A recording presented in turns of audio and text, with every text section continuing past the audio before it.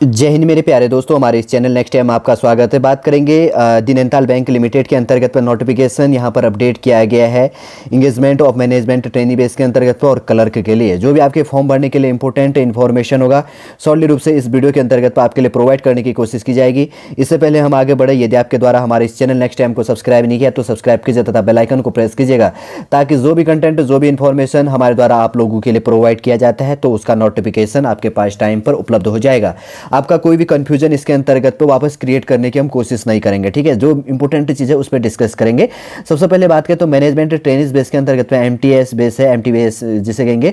Total अगर बात करें तो इसके अंतर्गत में, ठीक है, अब एमटीएस ऐसे मत कह देना, तो इसका शॉर्ट फॉर्म है। ठीक है, मैनेजमेंट ट्रेनी टीएस जो है तो ट्रेनीज का जो लास्ट है एस इंक्लूड किया जाता है।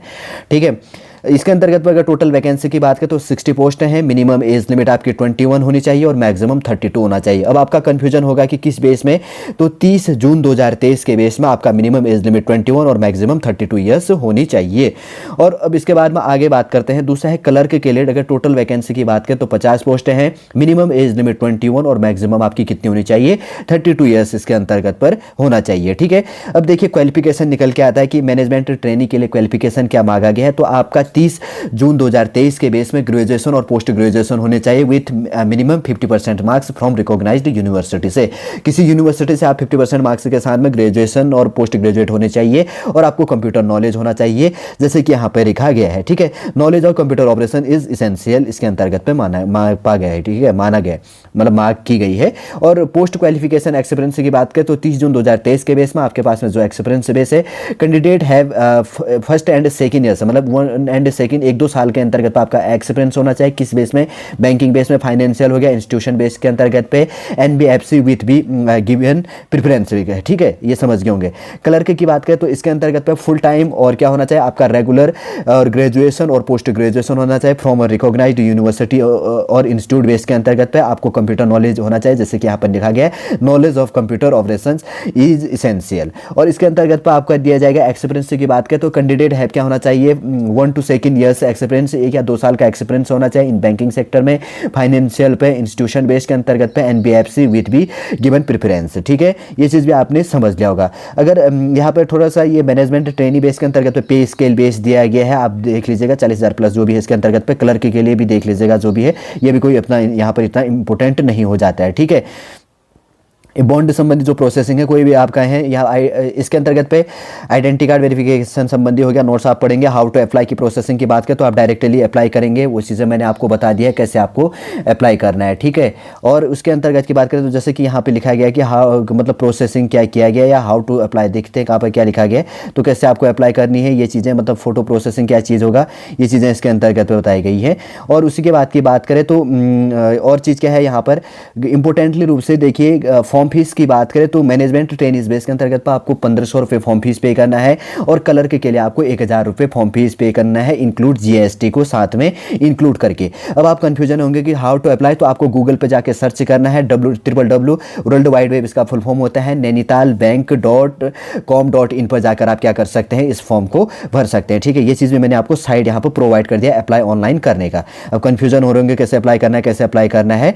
और जो भी प्रोसेसिंग है आपका सारा फीस पेमेंट संबंधी एक्सेट्रा जो भी प्रोसेसिंग होगा तो सारा आप डेबिट क्रेडिट नेट बैंकिंग जो फैसिलिटी है उससे आप क्या करेंगे, यूपीआई संबंधी जो भी होता है उससे आप इस फॉर्म फीस को पे कर सकते हैं। ठीक है, अब देखते हैं और क्या चीज़ बनता है। अब देखिए एग्जाम सेंटर आपका कहाँ कहाँ होगा, ये चीज़ इंपॉर्टेंट हो जाता है।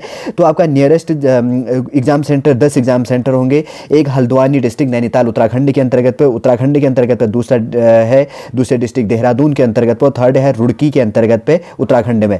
उत्तर प्रदेश के अंतर्गत पे बरेली दिया गया है। उत्तर प्रदेश में एक सेंटर मेरठ का है और उत्तर प्रदेश का एक सेंटर मुरादाबाद में और एक सेंटर उत्तर प्रदेश के लखनऊ पे दिया गया है। और राजस्थान का सेंटर जयपुर हो गया और दिल्ली एनसीआर एक दिया गया है और अंबाला हरियाणा का एक एग्जाम सेंटर दिया गया। आपके जिस स्टेट से आप बिलोंग करने वाले हैं आपका नियरेस्ट जो ये एग्जाम सेंटर है तो उसमें आप क्या कर सकते हैं, अपना एग्जाम सेंटर फुल फिलअप कर सकते हैं, ठीक है ना।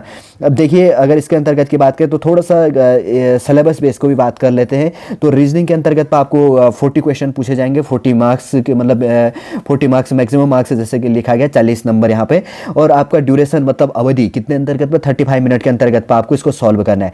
इंग्लिश लैंग्वेज के 40 क्वेश्चन 40 मार्क्स 35 मिनट के अंतर्गत पर सॉल्व करना है। थर्ड नंबर की बात करें तो जनरल अवेयरनेस बेस के अंतर्गत पर आपको पूछा जाएगा, जैसे कि लिखा गया है कि with special reference to banking base के अंतर्गत 40 क्वेश्चन 40 मार्क्स और 20 मिनट के अंतर्गत पर आपको सॉल्व करना है, ठीक है ना। इसका वर्जन की बात करें तो इंग्लिश वर्जन होगा, इस चीज़ भी आपको ध्यान रखना है।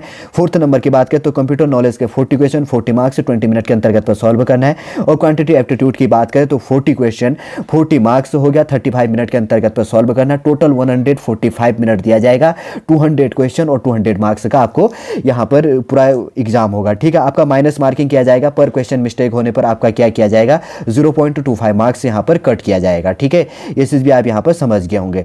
देखिए इंपॉर्टेंट थोड़ा सा शॉर्टली सिलेबस भी प्रोवाइड कर दिया किस चीज़ में आपका होना है। देखिए अब आप फॉर्म कब से कम भरना स्टार्ट करेंगे, अगर की बात करें तो आपका ऑनलाइन जो रजिस्ट्रेशन एप्लीकेशन फॉर्म स्टार्ट हो चुका है 5 अगस्त 2023 से आप फॉर्म भरना स्टार्ट कर चुके हैं। आपका क्लोजिंग डेट जो है 27 अगस्त 2023 है। और आपका ऑनलाइन फीस पेमेंट करने का लास्ट डेट भी क्या है 27 अगस्त 2023 है। और टेंटेटिव बेस के अंतर्गत पर जो आपका एग्ज़ाम होना है तो अगर बात करें तो 9 सितंबर 2023 को आपका एग्जाम हो जाएगा, ठीक है। समझ गए होंगे लगभग 14 पेजों का नैनीताल बैंक के अंतर्गत पे जो ये रिक्रूटमेंट है www.nainitalbank.in.nic.in के बेस के अंतर्गत शायद कुछ ऐसे दिया गया था, तो मैंने अभी पहले बताया भी था, ठीक है आपको। थोड़ा सा उसको ध्यान में रखिएगा।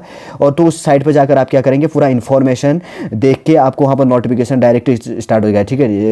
co.in है, ठीक है ना, जैसे नैनीताल बैंक www.nainitalbank.com.in करके। तो इस पर जाकर आप पूरा इन्फॉर्मेशन देख के आप क्या कर सकते हैं फॉर्म भर सकते हैं। शॉर्टली रूप से सिलेबस भी प्रोवाइड कर दिया गया है नैनीताल बैंक का, जो भी आपके फॉर्म भरने के लिए इंपॉर्टेंट इन्फॉर्मेशन होता है। वैसे तो उम्मीद करूंगा दोस्तों शॉर्टली रूप से आप समझ गए होंगे। यदि आज का इन्फॉर्मेशन आपको अच्छा लगता है तो लाइक कीजिए, कमेंट कीजिए और हमारे चैनल नेक्स्ट टाइम को सब्सक्राइब कीजिएगा। वापस हम नेक्स्ट इन्फॉर्मेशन नेक्स्ट क्लास के अंतर्गत आपसे मिलेंगे। जय हिंद, जय भारत।